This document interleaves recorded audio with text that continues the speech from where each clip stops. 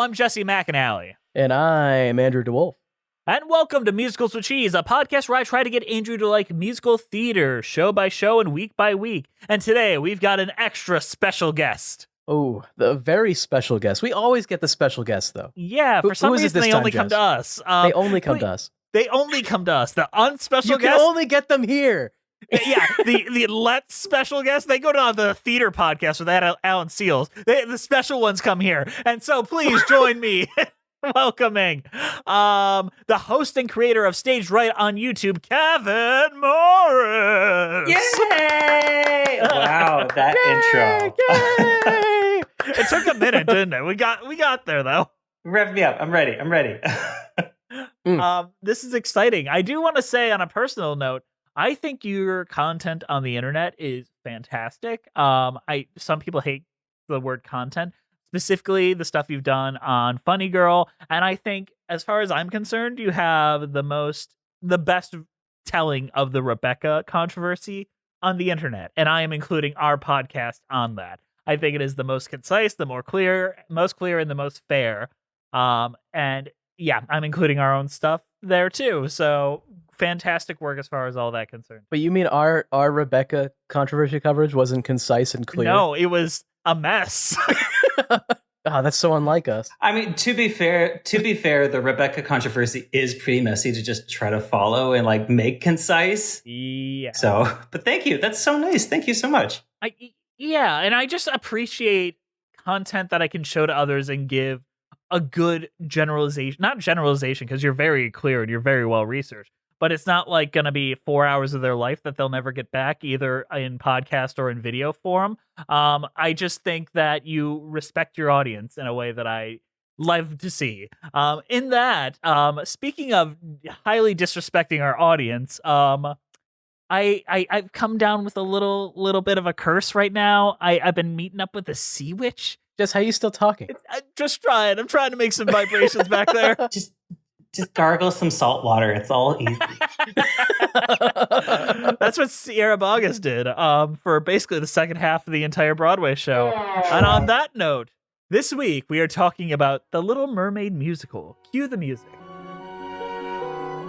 This is where I belong, beneath the clear white blue here. I feel completely new here in the world above. It's like my life was wrong, and somehow now at last I'm in my own skin, up here in the world above. The Little Mermaid is a musical written by Doug Wright with music and lyrics by Howard Ashman and Glenn Slater and Alan Menken. Based on The Little Mermaid by John Musker and Ron Clements, which is based on The Little Mermaid by Hans Christian Andersen. The musical began previews on Broadway at the Lunt-Fontanne Theater on November 3rd, 2007, and was temporarily shut down on November 10th, 2007 due to the 2007 Broadway stagehand strike, which is the largest shutdown on Broadway until the coronavirus pandemic. I don't know if you've heard of it. The strike ended on November 28th, 2007, and the show resumed previews the next day. The official opening date was postponed from December 6th, 2007 to January 10th, 2008. Jodie Benson and Pat Carroll, who starred in the original 1989 animated film, attended the opening ceremony, but the show was lambasted by critics, and while it had a good, it had some good numbers at first, then the recession happened, and then that kind of ruined everything for everyone. So the production closed on August 30th, 2009, after 50 previews and 685 performances. Thomas Schumacher, producer and president of Disney Theatrical Productions, said, "It would be financially irresponsible to our shareholders to risk operating losses with such a big show in the historically challenging fall months. We are closing the Broadway production to concentrate on the long future life of this title." And I will say, they did do that. Credit to them. The plot of The Little Mermaid is Ariel, King Triton's youngest daughter, wishes to pursue the human Prince Eric in the world above, bargaining with an evil sea witch, Ursula, to trade her tail for legs. But the bargain is not what it seems, and Ariel needs the help of her colorful friends, Flounder the fish, Scuttle the Seagull, and Sebastian the Crab to restore order under the sea. So, Kevin, what is your history with The Little Mermaid as both the film, the stage show, and the original story? I have a deep affection for this movie. I think it came out in 89. I was born in 87, so I think I was too young to see this in theaters, but I know I had the VHS copy at the earliest opportunity. Did you have the penis VHS? What a thing to ask. I think the answer probably was yes. Why don't you tell us what that was? If you So there was a recall on VHSs of The Little Mermaid in its first printing because there is a very obvious phallus in the castle on the VHS. It is obviously something intentionally put there by some disgruntled employee, and it caused so much controversy that Disney had to recall them and basically remove that. So that is a pretty rare find to see that penis castle VHS. Funnily enough, the answer is like, oh yeah, I forgot about that thing. I actually meant the penis moment for the priest. Do you know what I'm talking about? You're thinking, the boner moment where the priest has an erection. Yes, and I don't remember exactly how that whole story ended up. I don't know if it was how people imagined it or if it legitimately was the animator slipped in this boner coming out of the priest. If you actually watch it in context and not in frames, it's his knees. He's just bending down in a weird way. But it when me and Andrew covered the live stream of whatever they did with Queen Latifah, they cut that moment out of there. And I haven't checked on Disney Plus because I don't return to The Little Mermaid often. I don't know if they still kept the knee boner, but the knee boner is an interesting one. It's kind of like the what is it in Lion King? The little sex in the SARS or something. Kevin, back to your story of your history with The Little Mermaid on VHS. Whew, we've been through so much. But yeah, I'm the millennial that saw all those movies in theaters, with the exception, obviously, of Little Mermaid. So I just adore this movie. I seen it so many times. I know every line, which is weird for a 35-year-old man to remember that. But I love this movie, and I think for people who know the history of Disney animation and what the studio is going through leading up to that point, I think you know how important this movie is for many people. So that's sort of my history with The Little Mermaid, and I'm fascinated with every iteration that comes afterward. That is interesting. So when you heard there was going to be a Broadway adaptation, what was your initial reaction? Because that would be 2007, 8-ish. Yeah, I think 2006, 2007 is when they officially said yeah, we're on the way to do this. And the first thing I thought was, how are they going to do that? Because, in animation, you can do anything. The sequences still look great, all the underwater stuff. So you think, first of all, how are they going to do that? And I think you immediately assume that's going to look amazing, because you imagine they're going to Cirque du Soleil it with all of these things flying in, water effects, all these things. So, and yeah, I was, I remember when Sierra Boggess got announced, I wasn't familiar with her, but I remember that her headshot they showed, and I was like, holy shit, she looks just like her. And I was a fan of Sherry Renee Scott. I thought that is such a cool, different choice. I was just really fascinated to see what was going to come of it. And then they went to Denver. Yeah. So did you see that original Denver production or no? I mean, not live, if we can say that on this podcast. Oh, yeah. We're very pro bootleg here. Come at us, Broadway Podcast Network. We like piracy. We like theft. It's very cool. I don't know. I feel like a bootleg is never a replacement value for seeing a show live. And especially for a show that hasn't been live for almost 2 decades at this point. I think it's fair game to say that we watched a bootleg of an out-of-town tryout for a flop musical. Right. Well, the other thing too is that because I did see these little clips that were coming out of Denver, including when it went to New York. The other thing too, I don't know, controversial. I don't know who's listening, but back in the day when I used to visit the BroadwayWorld.com message boards. Yeah. This is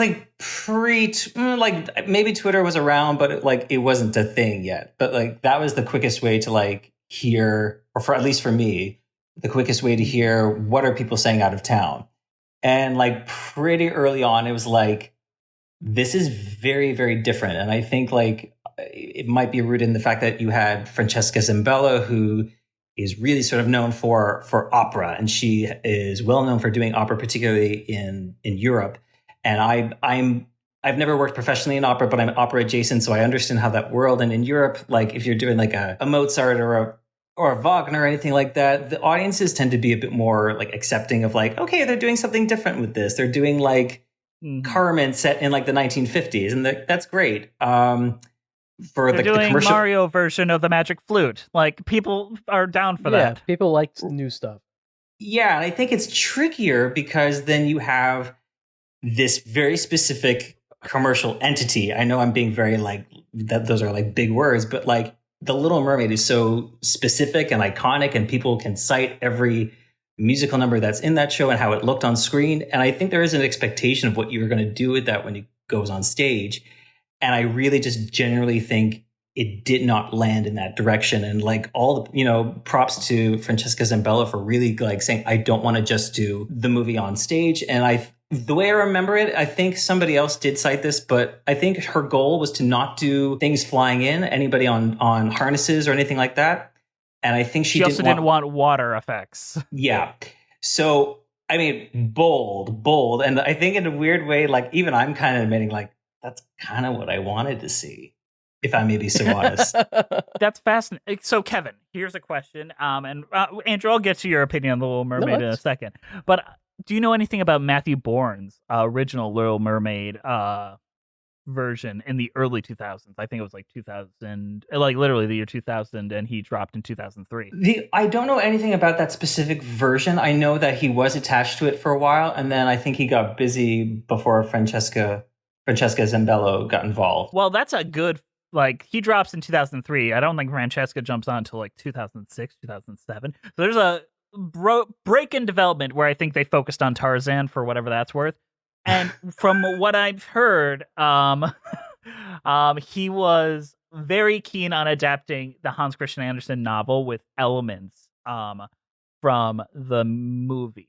Quite similar to what James Lapine was doing across the pond in Vienna or Berlin, Germany, with Der Glockner von Notre Dame, which I think is a fantastic production. And I would have been very interested, especially because Matthew Bourne is so avant-garde and weird. Like, if you've seen any of his stuff, it's in the same way that Francesca, what's her last name? Zambello, thank you. I would have been interested in that. And from a lot of the pitches, I don't know. Like Carrie Butler was their choice for Ariel. Like there was some good ideas there. Like there were some interesting choices being played around with there. And I'd like to know what his ideas were. Because I think that what we have here is pretty close to a translation of the movie with worse choices. Yeah, they're really riding the movie's coattails, in my opinion. Yeah. Andrew, what is your connection to the movie, and how do you feel about walking into this? Because I'm pretty sure you kind of walked into this blind. Yeah. I haven't seen the movie in a while. I do remember thinking it was fine. I don't know. I'm more into the later era of that, the later movies in that Disney era than the Home on the Ranges, yeah. Yeah, I like Home on the Range. No, but The Little Mermaid is the one that kind of like kicked that all off, I'm pretty sure. Mm-hmm. I mean, I think it's a fine movie, and it's obviously extremely memorable, which is why when I was watching this, all I could think of is how they're just doing the beats of the movie, and anytime they added something new, it didn't feel like it worked. And it's a shame almost that they tried new stuff and none of it really seemed to succeed. And the only parts of it where I was kind of invested, it's like, oh, well, they're doing the Ursula song, or, oh, they're doing the like, I Want More song, or, like the parts that you already know about. And it's still, they don't even do it as well as they do in the movie, because you don't have that, like, beautiful animation going on. Let's talk about some of these changes. But let's start with the plot before we go into, like, songs or anything like that. First and foremost, what is your thoughts about Ursula now being Triton's sister? And like them being the children of Poseidon. I just think why, and I just think like I don't know. This happens a lot in other adaptations, whether it is for like their live action or their stage screens. And I understand like you need to expand, I suppose. But like I just kind of went, why? And maybe that's just maybe that's a comment on me that as watching the animated movie, I never really thought how Ursula related to Triton. I just thought she's a sea witch and she's been banished. You know, she's an outcast of society. I really didn't think much more of it. So I didn't care. I just I'm kind of why. That's my answer to that. It's really, really bold of Triton to just make it like a holiday the day that he banished his sister. It's like, yep, got rid of her. In some ways they make Triton a lot more reasonable in this one, and a lot of ways they make him not. And strangely enough, they kind of removed the teeth from our main villain. I did not feel like Ursula deserved death in the final scene, despite her violently being murdered by our lead character. She didn't get stabbed in the ass the way she did in the movie. She got fucking her entire life force sucked into the bottom of the stage. Cause what? She made a bad contract that you guys knew, but the thing that bothers me in the movie, she goes out of her way to try to weasel out of the contract with Eric by putting a spell on him and all. And here she's just like, it's gonna play out how it's gonna play out. I got mine. And if it works out, good for her. If not, whatever. She followed through on everything. She wasn't trying to win by cheating, and then she just fucking gets murdered in the last moment because it didn't work out for you. Clearly, the society doesn't have a thing for sea witches. Okay, I guess they're gonna kill her. We're asking very important questions here, but did we ever establish in the stage musical or in the movie what she did? She was just an evil sea witch. I don't know. Again, these are things that I think maybe in the animation world it's this isn't really important. She's a sea witch. She's evil. I think in the original story she's just a sea witch. It's as simple as that. And just I don't know. The rest is just kind of details for the sake of putting details and looking. You don't need to explain. You don't have to explain where the sea witch comes from. It's a sea witch. There's mermaids. There's a sea witch. Okay. But you have to show her doing bad things. You have to show her being evil. In the final scene of the movie, she becomes a giant monster out to murder people. She has become too dangerous to keep alive. I understand why that turned out the way it did. She is trying to enslave people at the end. Just throwing that out there. She got banished. And she didn't do it. She can threaten all she wants. I don't know if you getting banished makes it okay for you to hold slaves. I agree. But we eat these fucking things anyway, so it's not like they're real things to us. They dedicate a lot of time to that, don't they? Like the fact that humans eat the fish. Yeah, that's an entire. Oh God, I that also feels weird in the stage show. It feels out of place, strangely, because in animation, they're very different beings. And in the stage show, it's everyone's a human. We're eating them? What? Oh, yeah. Well, Kevin, did you watch the Disney, half live, half animated special they did a few years ago? Oh, with Shaggy? John Stamos and Shaggy. Oh, the seaweed is always greener in somebody else's lake. What I say? The seaweed is always greener in somebody else's lake. Shaggy has been up to some great stuff, honestly. He put out a Frank Sinatra cover album. Really love to see it. Did I watch that? No. You know what? I feel like I didn't. And then I remember going on YouTube and seeing a little bit and also just popping my head on Twitter and then just seeing people's reactions going I'm good. And all respect to people who did enjoy it. Great. I'm just kind of I don't need to watch this. Mm-hmm. No, it was content that we made that night. I will say that. I remember Queen Latifah being good. Yeah. There was some good parts. Honestly, I'm wondering if I enjoyed that more than the stage show. I don't think I did. No, I think the stage show has enough going for it, especially that original Broadway cast. If I'm gonna give this show plaudits, that original cast is some of the early stars before they were stars. We got Titus Burgess, we got Norm Lewis, we got Sierra Boggess. We've got so many great performers there before they became anyone.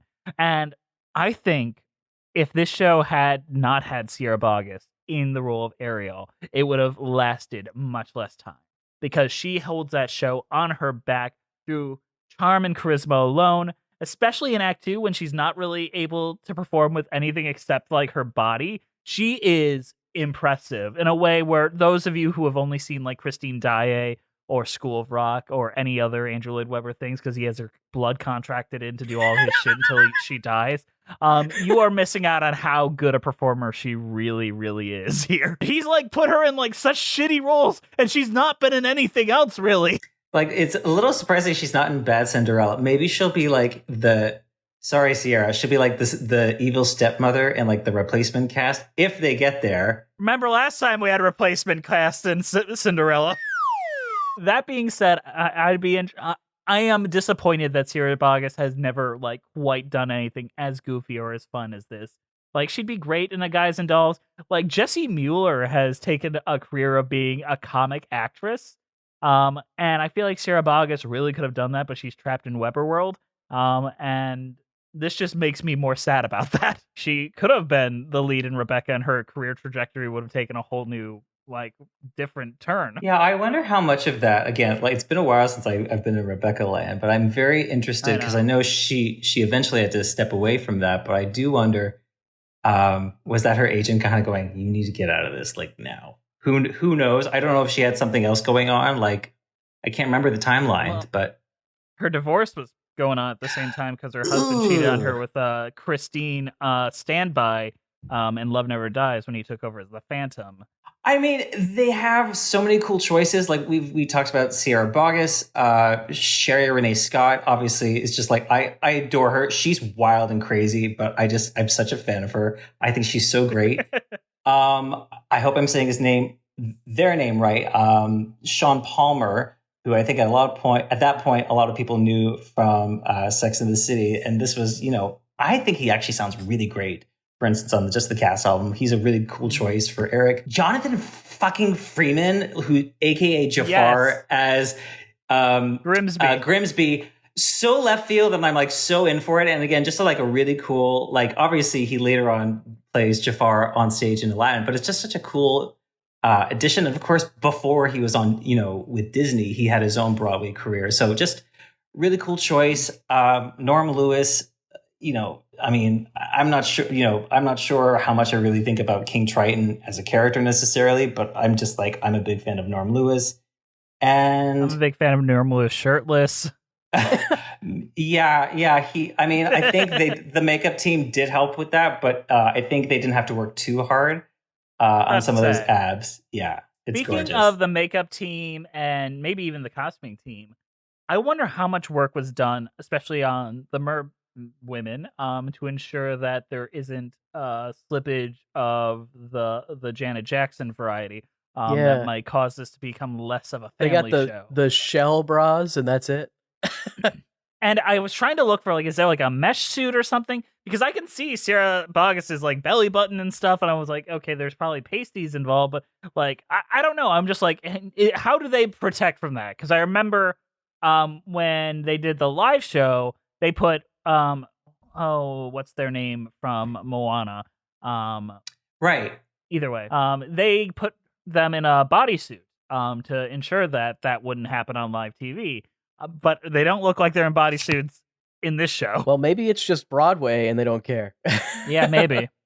What are they going to do? Bring a camera in? Who's got a camera in their pocket?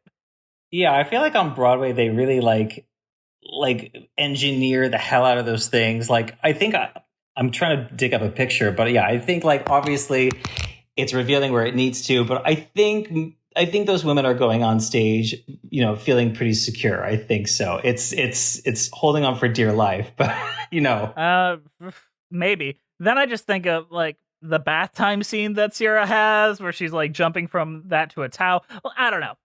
I'm always concerned about things like that. I don't know why. Because it would mortify me if it's all you can think about, Jess. It's like a paranoia thing. Like, oh no. I hate it. I wish that people wore like 4 jackets on stage at all times. That being said, how about we compare our opinions to those of the New York theater critics when this first came out? It's time for previews. It's time for previews. It's time for previews. So, we're about to look at Ben Brantley's review of this. We have an ongoing vendetta with Ben Brantley and call him the Ben Shapiro of Broadway. Looks like Jesse Green stepping up to the plate to step into those shoes, but this is a particularly nasty review. And Andrew, why don't you take a stab and let us hear what he had to say? All right, we got The Little Mermaid by Ben Brantley. This was in 2008, so this was like right when the show came out. January 11th. Loved the shoes, loathed the show. Okay, I exaggerate. I didn't like the shoes all that much, but the wheel-heeled footwear known as merblades. Oh no, this is where he's going. Okay, which allow stage-bound dancers to simulate gliding underwater, provides the only remotely graceful elements in the musical blunderbuss called Disney's The Little Mermaid, which opened on Thursday at the theater. Luntfontein. Luntfontein, that makes sense. I can read. I am literate. A variation on Heelys. Oh, I love Heelys. I gotta get a pair. A skate hybrid popular among school children and teenagers who are probably way too old for this production. Merblades in down there. Why are we going on about Two paragraphs? The first two paragraphs of this review are about the fucking Heelys. The ability to skim hard surfaces with a near pelagic lightness. Unfortunately, a state of lightness is difficult to sustain when you're being attacked on all sides by an aggressive ocean that appears to be made of hard plastic. Let's pause there for a second. He wrote two paragraphs that said the same thing as his opening. Both of them have like, I like the Heelys, but not really. Also, the rest of the show sucks. Twice. What is he made up the word merblades, right? No, that is from the production. The production made that up. So it's just using a marketing term that they came up with and mocking them. Okay. Come to think of it, the motto of this production, the latest and least of the Disney musicals to besiege Broadway since Beauty and the Beast opened in 1994, could be, you can never go broke underestimating the taste of preschoolers. Imagine he's writing this with like wine in his hand or something. Yes. Let's pause there. That is just condescending as shit and kind of like just cruel. The worst paragraph, though, I'm going to actually take a look at this, where he insults the actor's sex appeal. Oh, no. In like manner, most of the performers approach their characters with the forced jocularity of actors marking time in a theme park until a better job comes along. Miss Boggett, who has a penny whistle soprano, and Mr. Palmer look uncannily like regulation cartoon drawings of a pretty princess and prince with all the attendant sex appeal and personality. Charitably, maybe he's talking about the makeup and costumes? No. Yeah, he went on a rant about that earlier. No. Okay, yeah, so no. I get the feeling this Ben Brantley guy is just kind of unpleasant. Do we agree with that review? I'm betting, like, even though I'm not, like, warm and cuddly about this show, I think I'm not giving everyone the credit they deserve. Yeah, like, reading between the lines, I understand what he's saying. It's just coming off as incredibly petty. And yeah, I think it's just like he's poking fun at them. And like I think again, reading between the lines, this is not a Ben Brantley show, as in this is not something that appeals to his taste, obviously. And I understand that. It's just, it just comes out as unnecessarily petty and just cruel. And maybe just critics are just bitter and angry because like, I hate when they open up with trying to be clever. I don't know. It's just very strange. I just don't get it. And like, if he thinks the show is for preschoolers, I'm not a fan of like people that say you should like anything that's for children is automatically good. Like there's no standards, whatever. But like you can talk about something and be like, yes, this is good for something that's for preschoolers. You know, like we just talked about the freaking Blue's Clues movie that came out in a positive way, even though like I'm not gonna be caught dead watching that because it was kind of silly. You're not gonna opening night in the theater of that movie. You can never underestimate the taste of preschoolers. Like yeah, Ben Brantley, your taste is way better than those preschoolers, you know, and we all get that. You're so smart. So, Kevin, you brought up that this isn't a Ben Brantley show. What show would you call a Ben Brantley show? Oh God, I mean, I don't know. It's like It's got Audra McDonald in it or something like that. It's at Lincoln Center. And I'm not knocking Audra McDonald because I love her, but like, you know, he's in for Did he like... give a good review to Mary Christine? I think it was complicated. I think he was very mixed on the actual show, but I do remember him being very respectful. Not just respectful. He like gave her like the glowing review. She is the reason that show worked for him. He didn't care for the rest of it, but he loved her in it. See, I love that show. We didn't cover that this year. Fuck. That's one of those ones I'm like, I love that show. I don't know if it would get like people downloading like, oh, he talked about Mary Christine. Well, fuck that. We gotta download that right now. But I'd like to talk about that. All right, so we don't agree with Ben Brantley in the terms. How about we go into a little bit more of a deranged territory where we compare our opinions to those of the distinguished critics over on Letterboxd.com. It's time for the Letterboxd game!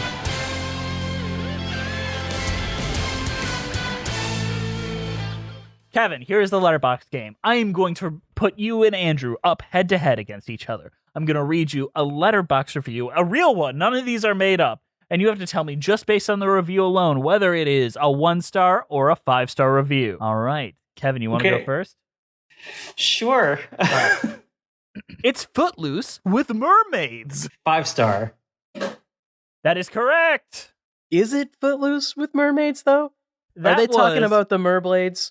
No, they were talking about the Little Mermaid prequel, Ariel's Beginning. That was actually they have a score by Janine Tesori somehow. I don't know how that happened, but she did do that. We're going to have to do something where we talk about those like Disney sequels at some point. One day. Maybe that'll be a Patreon exclusive. Yeah, that's what I'm thinking too. Well, that'd be fun. All right, Andrew, you're up. Okay. Would have been better if she were naked. I mean, Jess didn't write this. He's worried about that. Oh, jeez. Although it did bother me in the movie when she gets her legs and she's like bottom naked for like the first like scene. Like, and she's got the shells, but she got nothing on. She got nothing on her fucking bottom. She's just out there with the fucking Winnie the Pooh and out in the world. Okay. I'm gonna go with 1. I'm gonna go with 1. That is correct. All right, Kevin, you're up. Okay. My favorite movie while my mom was spending time in jail. Wow. Bold to say. Tell us more. It could really go either way, couldn't it? Yep. I'm going to say a 5-star. That is correct. All right. They said they said it was their favorite. I feel like you lean into that. It's 5, right? Yeah. All right, Andrew, you ready? Yes. Yeah. Ariel, I'm 16 years old. I'm not a child anymore. Me, bitch, sit your ass down and shut the hell up. Bitch. There was one more bitch. Bitch, sit your ass down and shut the hell up, bitch. Oh, that feels like it would be a 1, but I almost think it's a trick. I'm gonna go 5. I'm gonna say 5. That is correct. That's an amazing poll. I was so sure you're gonna fuck that one up. All right, Kevin, you're up. Damn, her nips must be hell chaff. That is so disappointing to hear. What? Okay, genuine question. What is the spelling on that word? Chaffed? Chafted. I think they mean chafed, but they spelled it chaffed. What does that mean? I'm sorry. I think what they're trying to say is, damn, her nips must be hella chafed. I assume because they're wearing a shell bra. Yeah. I mean, that's probably not good for your nips. They'd probably make them hella chafed. Yeah. Okay, now I understand. Okay, I'm going to say 1. That is correct. Ooh. All right, Andrew. Yeah. Poor unfortunate cock. And then the O face emoji. There are the O face. Yeah, and there are 5 Ks at the end of cock. I'm gonna give it 5. I'm giving the review correct. 5. That's a good review. That is a poor unfortunate cock. All right, Kevin. I think we got one more each. Giant Ursula gets her ass stung by a boat. That's how she dies. 1, I guess.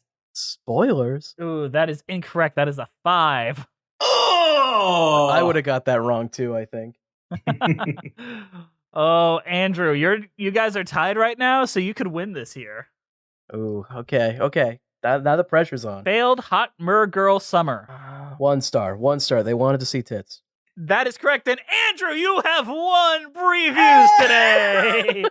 Yay! Kevin, you did a fantastic job today, but Honestly, Andrew did come out the victor. Thank you very much. I think both of us were on a roll on that one, though. I think you both did really, really good this game. This is usually very difficult.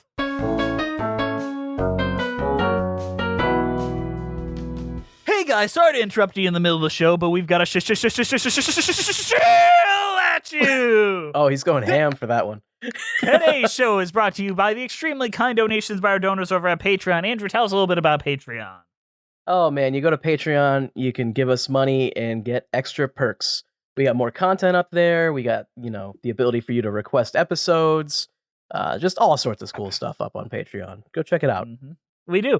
We also have brand new merch. We have our holiday merch, and with this new branding, we're probably going to have new branding merch for you to purchase and put on your bodies and take nudes in. I don't care. I'm not going to charge you. Also, I can just tell that Kevin has on the top of their lips, I just see them wanting to say, join their Patreon. I just see them wanting to say it. Everyone, join their Patreon. I got him! I fucking got him! You don't have to do it. There's no legal obligation. You better promote your own. I'm very, very kind. Whatever, that's fine. Kevin is the best of us. Sincerely. But our current patrons are Melissa Goldman, Danielle Rennick, Jess Stampedio and Cassie, Monica Thoreau, Mina Maneri, Brent Black, Nathaniel, Stacey Coombe, Joseph Evans Green, Mary Lou Choquette, John VanAls, Ross Walker, Musical Hell, Kyle Summers, Jen A.C., Scoot in the Technicolor Dreamcoat, Allison Stellar, Nothing is Certain Except Beth in Texas, Thesbian, Ren Cohen, Raphael, Martina Salas, Jessica Teed, Mitchell Young, Chai Teacup, Katie McDonough, Chris Marcotte, Maimu, Kiji, Marie Anastasio, Layla, RJ Narija, Charlie B, Bjorn Hermans, Erica S, Toriana Frazier, Sammy the Most Lopez, Liana Morton, Kaylee Blazier, Cinemageddon Reviews, Villainous Miss, Sofiana Ali, The Omega Geek, Paige Pearson, Maddie Wargle, Elisa Erdman, Anna Loskatova, Cheska Veray, Sarah Den Blekier, Jamila M. Brown, Evan Ball, Zachary Torres, Gathering Party Before Venturing Forth, Rora Morasso, and Mara Forloin. I didn't fuck it up that time, and these folks give us a little extra financial support that helps us keep the lights on here at Musicals with Cheese. And also, a new thing we're implementing, any questions that were submitted on the day of, we will read during this period. And Andrew, are you ready for a brand new question that we literally got in the meantime since we did our last episode? Absolutely. We got a brand new one? Yeah, literally it happened right after we stopped recording our first one. So this is from Mara Forloin. Or Forloin. I said it right. This is probably specifically for you, Andrew. If there was a Thanks jukebox musical, what would be the plot of it? Oh, so this is about my band specifically. Okay. Yes. I want to say it would be something. It would be like a road trip type. Probably like a guy meets a girl and they end up chasing each other across the country or something like that. That's my kind of fuck out of that. That's just like a musical I would enjoy, even without the band Thanks and you being involved. Yeah, that's my thought. That will never happen, but that's my thought. So if you want your question answered on this show, join our Patreon and we'll do it right here. But in the meantime, let's get back to the show. So a lot of these new songs baffle me.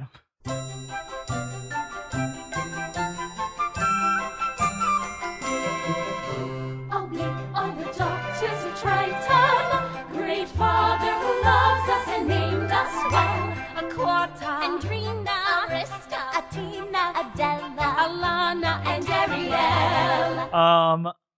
Like the Daughters of Triton, like that kind of makes sense. That one came to mind as makes sense, but I don't know if we need it. What do you think, Kevin? You said it right there, and it goes back to my same thing. Why? I mean, I don't know. I think at the same time, yeah, it does. I get the instinct. It expands upon something that's already in the movie, but I don't know. I don't know. Define expands upon, because it doesn't gives really the ensemble add anything. something to do, Andrew. Yeah. It doesn't actually give us anything new. It's what just... are they supposed to do? Sit there on their heelys and just wait to say the next line? Yeah. Yeah, I guess the thing is, like... Sorry, go ahead. No, you gotta fill time. You gotta fill time, but you go. Yeah. You go ahead. I mean, yeah, like from like an absolutely like outside perspective, it does feel like, I feel like they're just taking a 45-second, moment and then expanding it to 3 minutes just because they have to, and because it fills up more time than it would in a movie. I know that's probably not as silly as an explanation as it is, but that's what it feels like. It's just like, why? They're probably not thinking about it in terms of like, we need to pad time, but I think effectively that's what it ends up doing, and it kind of makes the pacing feel like a lot worse than it does in the movie. Well, that's fair, but I think like another thing that makes the pacing worse than it is in the movie is giving Ariel 2 I Want songs in the world above. There's so much light here, light and space, the sun so bright here upon my face.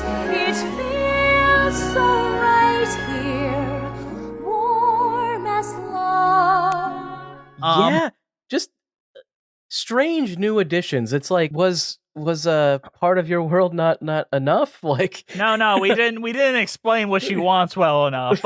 We need a whole new song with better lyrics by the mind behind Love Never Dies to write a song about what Ariel really wants. why not just combine the two and we'll call it Part of Your World Above? Kevin, can you try to offer an explanation why we have the world above here? I feel like from a dramaturgical perspective, it's like we need something that's going to introduce Ariel to the audience. This is going to sound so silly, I guess, the way I'm explaining it, because Part of Your World is like arguably, this is making a strong comment, I think it's the strongest song of the show, and it comes in like relatively early in the show. So, you got to go gangbusters with that song. And for Ariel to kind of come out in the first, whatever that is, 15, 20 minutes and sing Part of Your World, it's like, well, now what do we do? And where does she have to go? Everyone's going to go home at the halfway point. Yeah, exactly. So I don't know. That's just my observation. I feel like we need to give her something before she gets to that 11 o'clock number that's at 8:30. But yeah. I mean, that's the same structural like loop-de-loops they tried to do to make Let It Go the end of Act 1 in the Frozen musical, which just narratively does not make sense. Movies and movie musicals like that Disney makes don't have the same structure and requirements that a musical does.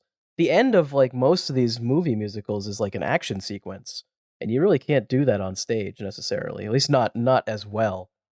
So it's like, what do you do with the 11 o'clock number when there is no 11 o'clock number in the movie?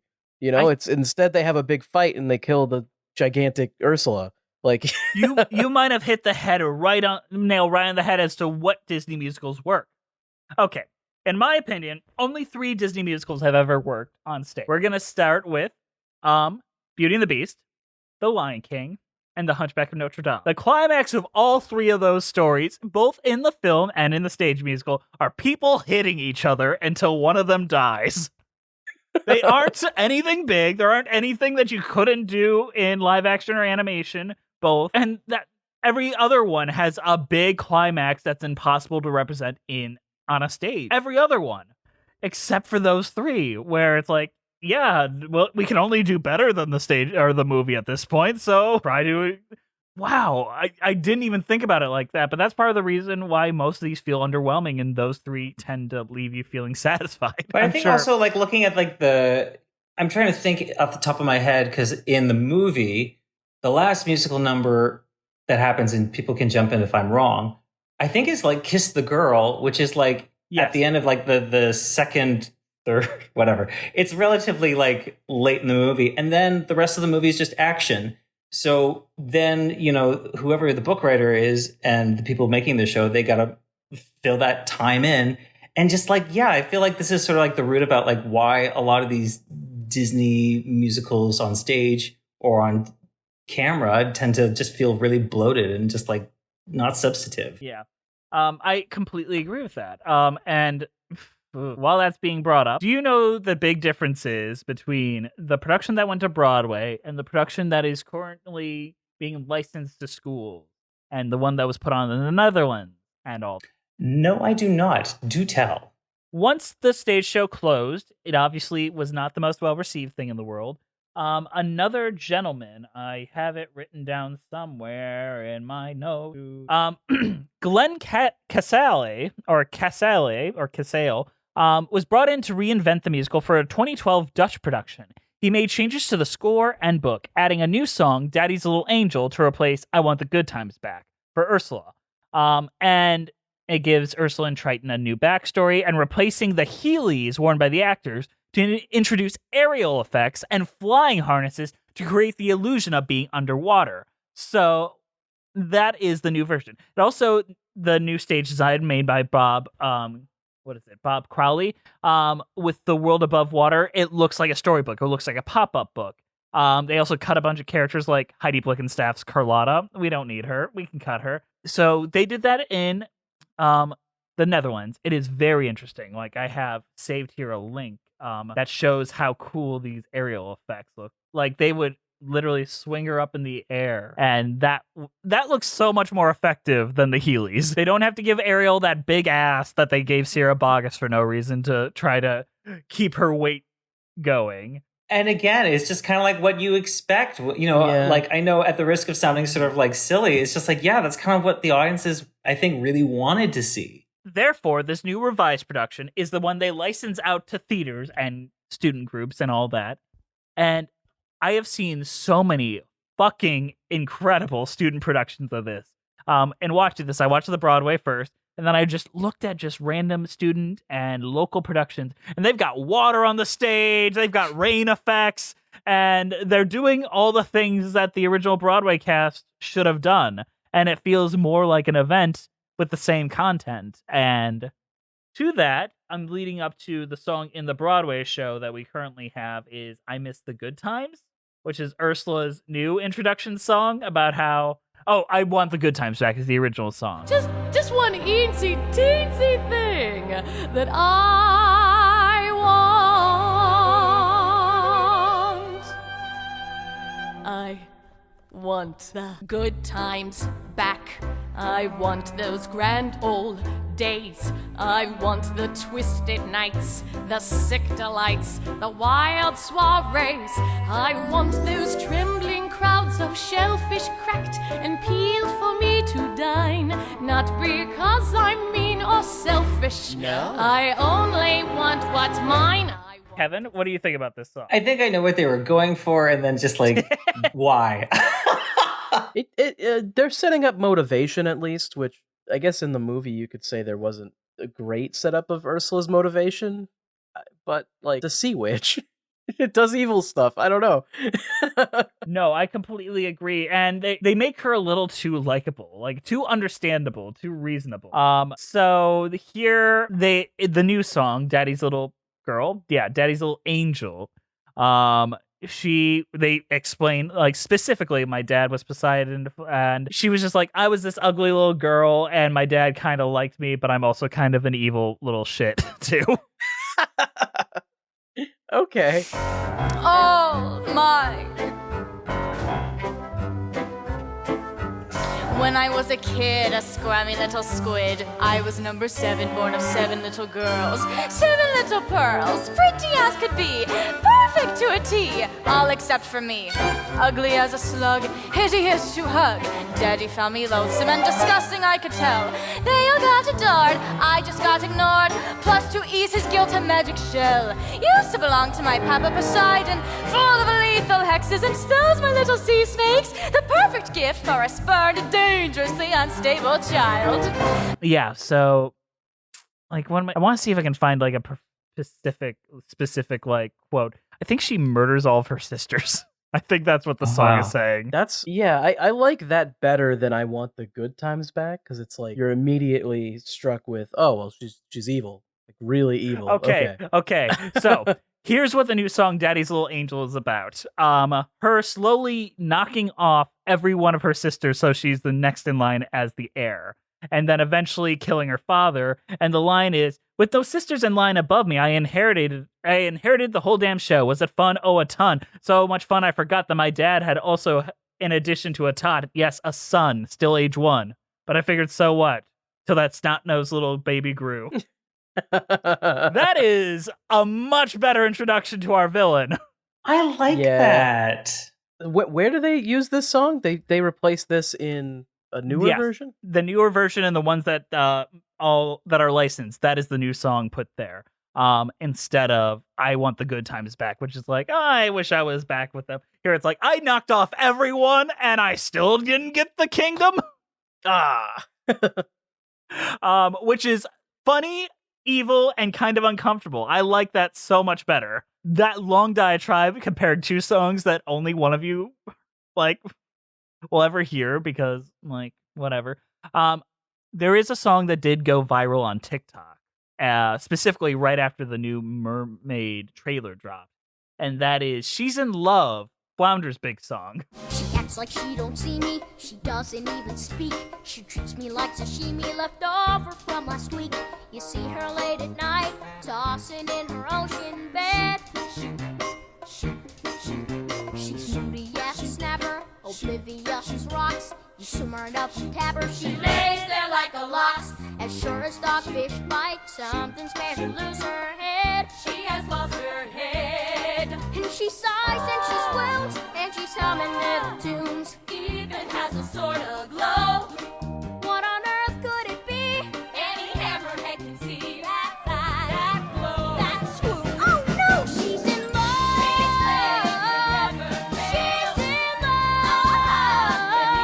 See her hips, how they swish. Well, don't you wonder who's the lucky seafood dish? She's in love. She's in love. See her blush, see her grin. Got to be love. She's in. I like the song a lot. I'm gonna be a little cringy and be like, yeah, a little kid screaming and belting on the top of his lungs, like to the back of the audience. I'm into it.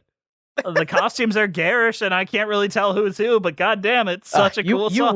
You would like this song, wouldn't you? God, what the fuck's that? Okay, Kevin, what are your thoughts? I see you nodding over there.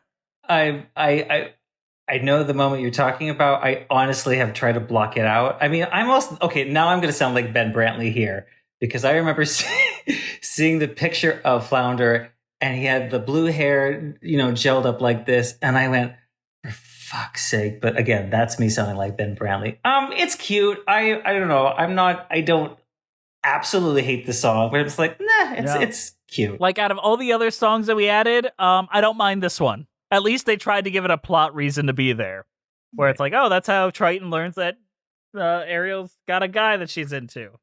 Either way, it's not like Positivity, which might be the worst song in the entire show. It makes no sense. I strut my stuff with lots of confidence, 'cause oh, I lack an awful lot. There is one thing I got positivity. I got positivity.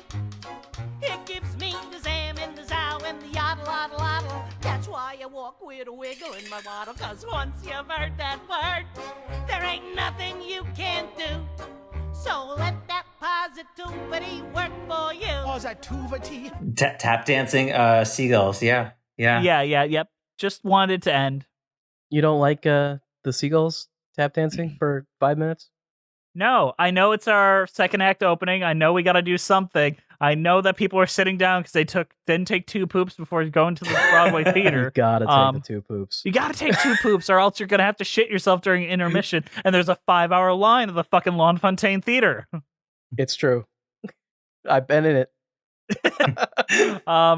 The only good Broadway theater to shit in is the Marquee, because that bathroom is relatively easy to get to. It's been a while. It's in the hotel, right? So do you just go downstairs, or did I make that way too complicated for myself? There's one upstairs. Yeah, there's one upstairs, and you don't even need a ticket to get in there. So technically, they might change the rules. Anytime you need to take a shit and you're near Times Square, just go into the Marquee, go up the escalator right there on the right. You got the bathroom. It was definitely something I would do when I would go to New York. Yeah, because it was either like a Starbucks for free Wi-Fi or go to the Marquee to take a shit. The Marquee is beautiful. They're having Broadway Con there next year. It should always be there. It's a Broadway house that's also a hotel. Why wouldn't you have the con there? It's perfect. I can't wait for that. Yeah, I hope we get invited back. Hope we didn't embarrass ourselves too much. We will. Well, we do have, at the end of this year, a new Little Mermaid adaptation made for the screen with new songs written by Alan Menken and Lin-Manuel Miranda, of all people. It is starring Haley Bailey, as well as Aquafina and Daveed Diggs as Sebastian. What are our hopes and dreams for that project? I mean, here's the thing. Okay, when the trailer came out, that teaser that came out, I guess in September, this is me being very embarrassed. And again, I'm just going to state, I have not cared for any of the other remakes that came out. I have a pretty good idea about what they're about. It's not my thing. The trailer came out. I literally left. I was with my partner. I left the room because I'm like, I don't know what I'm going to do. Am I going to cry? I don't know what I'm going to do. And I was like, oh, that was sweet. As to what my hopes and dreams are, I hope Haley Bailey, I hope she's wonderful in it. Do I think it's going to be the greatest movie in the world? Absolutely not. But I don't know. I'm always open to, this movie is coming out in May. I'm always open to it being fantastic. But, with what these remakes are, is kind of in line with what we've been talking about. They take this well-known entity and then they bloat it up. They try to make it bigger and better. And I don't always think that works. They make some cool choices sometimes. That's what I have to say about that. I think everyone is so focused on that. We have this actress, a Black Ariel. Everyone was so focused on that. Not everybody, obviously, but that was the main discussion. It's a bunch of right-wing grifters online. Let's be real. 100%. 100%. And then at the same time, I'm going everyone's focused on that. We're not actually talking about, is the movie actually going to be good? Because we haven't seen what Sebastian is going to look like. And I'm going a little live action crab singing under the sea. Oh, please don't look like an actual crab. Oh my God. Please don't look like an actual crab. It could be the opposite direction, which is also bad, which is they just recreate the Sebastian from the movie in CGI, and it'll look like the fucking Pinocchio monstrosity on fucking Disney Plus. It's just, I feel like it's a lose-lose, because what it really comes down to is there's never going to be a reason that this needs to exist. The original movie has already done it perfectly. That's why they're even doing it at all, because they want people to be like, oh, I really liked the first movie they did, I'll do this one too. But it's just going to be a thing, and even if it's okay, we're going to forget about it in 5 years. Yeah, it'll never overtake the original. Yeah, again, so much about what those remakes are about. You could even say that about whenever they do a stage adaptation, a stage interpretation. It's it's playing off the nostalgia of that. And obviously, if you look at the box office numbers, people are definitely going to see these movies. And, in their own way, certainly from a financial perspective, it's paying off. But yeah, I in that respect, maybe they know what it is, and it's that's fine. But it's let's not confuse this with being high cinema and stuff like that. I'm excited to see it. I think ? I put my shoulders up to my ears when I say that. But I don't think it's going to be this brilliant thing. I'm just curious as to how it's going to be interpreted on the screen. Has there been any good live-action Disney remakes? Maybe that first 101 Dalmatians movie with Glenn Close, because Glenn Close casting as Cruella is amazing alone. If we make this coat, it would be as if I were wearing your dog. Woof, woof. That's almost like a pre-remake, though, isn't it? Yeah. That happened before the trend of what Yes. they're doing now. Maybe. I kind of like that first Cinderella movie, Kenneth Branagh's one, because it's just not trying to ape; it's doing its own thing, and you know what? The Cinderella is so interesting because it's not really trying to do what the other Cinderella is doing. The only thing I keep thinking about is they keep lighting Kate Blanchett's eyes with that kind of silent movie star thing that it makes me think of Angelica Houston in The Addams Family. I'm that is so campy and weird, and I love it.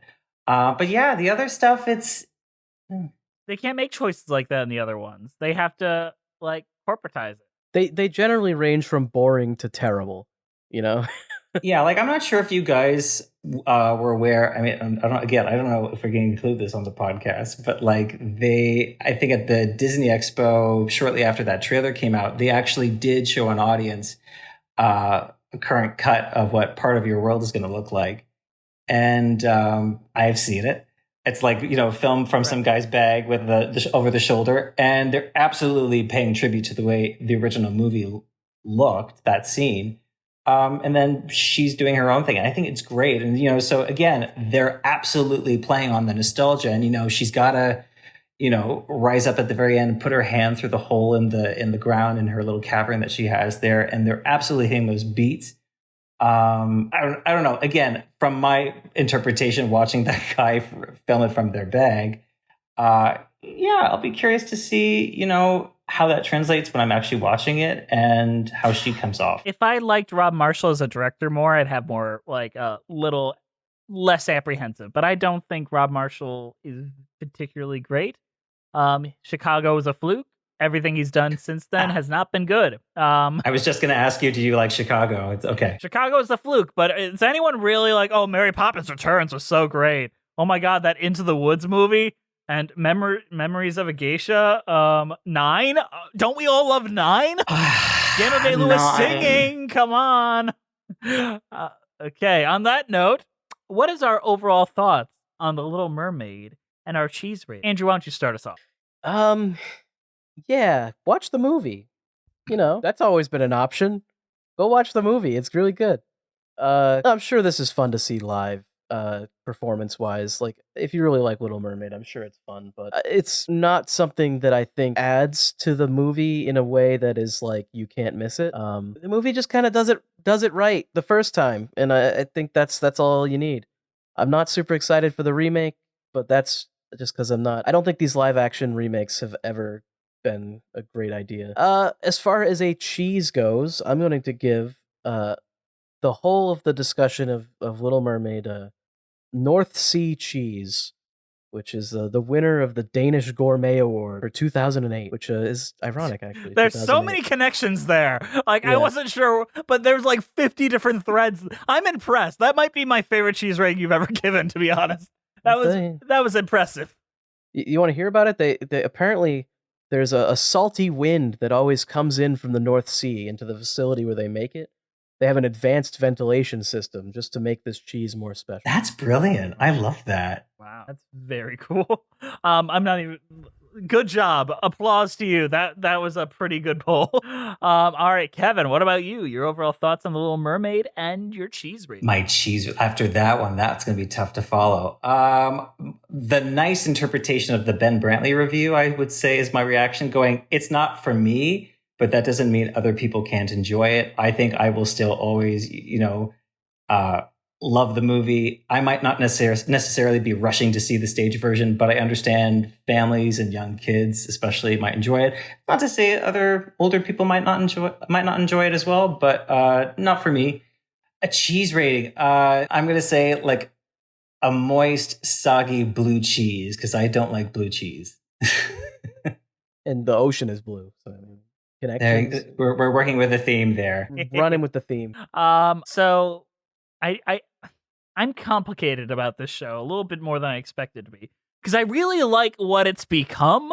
I like the local productions and the more recent like non-replica productions where people are doing interesting things with Ursula. Like her tentacles are played by different actors that are like grabbing. There are so many more clever stage craft ideas being used in this show, and obviously they've done rewrites to make it a better show that'll last long. And I think as like it's still like the number 2 most performed shows in the like child theater as far as like high school theater goes, which it's a good high school theater show. I'm glad it's there. I'm glad we have it as an option. I would see it and I would direct it. I think kids would have a blast doing this. Everyone has their moment. So that being said, I can't hate it, especially like even the Broadway version. I can't hate it because Sierra Boggess's charm hits me all the way to the back of the theater, and that's enough for me, to be honest.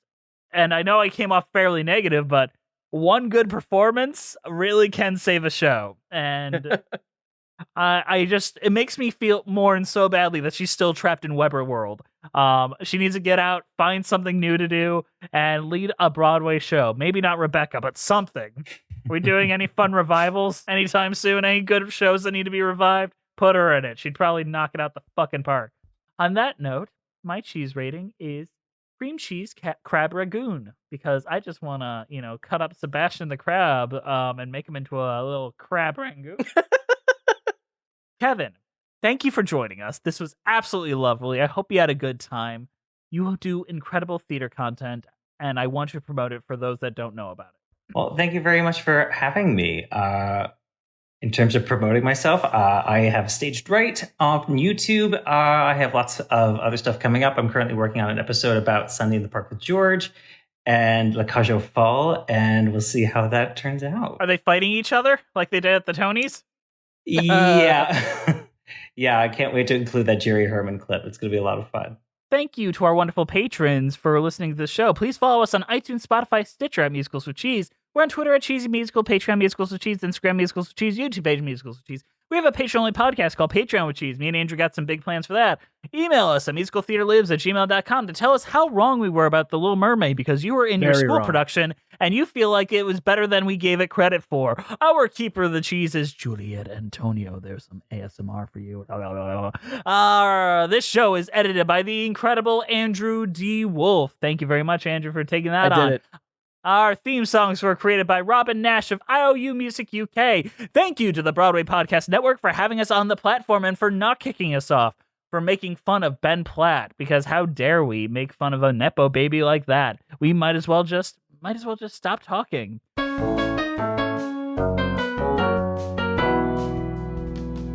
Poor unfortunate souls in pain, in need. This one wants to meet the girl and this one wants to get thinner and I help them. Bitch, yeah, I do.